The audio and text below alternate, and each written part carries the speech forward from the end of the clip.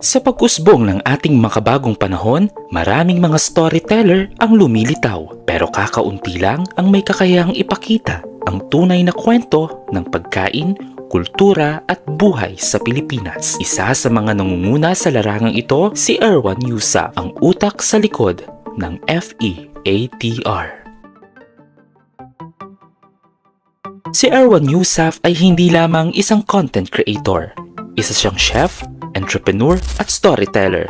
Kilala siya sa kanyang husay sa pagluluto at pagmamahal sa pagkain. Ngunit higit pa riyan, siya rin ay may matinding passion sa pagpapakilala ng ating kultura at kwento ng bawat ulam na ating kinakain. Look kind of like out of it. It's because I'm in jet lag and I haven't eaten all day. It just landed. Took a really kind of tried the latte a while ago. So what I found very distinct about it, it has such an inherent, like strong, savory flavor, which I think the addition of the salt.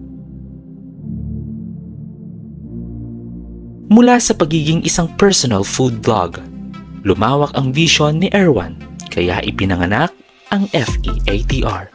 Isang YouTube channel na hindi lamang tungkol sa pagkain, kundi pati na rin sa mga taong gumagawa nito at sa mga kwento sa likod ng bawat lutuin. Mga 3 days or 4 days. Yung bangus o tilapia, 2 weeks. 2 weeks? Yes. Yung bangus ng tilapia?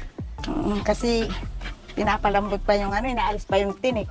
Sa FEATR, hindi lang basta pagkain ang bida, kundi pati na ang mga chef, magsasaka at simpleng tao na gumagawa ng ating kinakain araw-araw. Mula sa karinderya sa kanto hanggang sa fine dining restaurants, bawat kwento ay may lasa. Ako si Raimundo Ocampo, may-ari ng basisang na may higit ng 60 years at nagluluto ng sisig at saka pigtad. At higit pa sa pagkain, binibigyang pansin din ng FEATR ang mga sustainable practices, lokal na industriya at ang epekto ng pagkain sa ating kultura. Kasi nakikita namin ang ginagawa nila. Ginagawa din namin.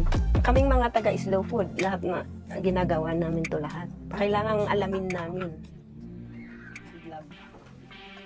Dahil sa husay sa storytelling, cinematic production at malalim na pananaliksik, kinilala ang FEATR bilang isa sa pinakamahusay na food and culture channels sa Pilipinas.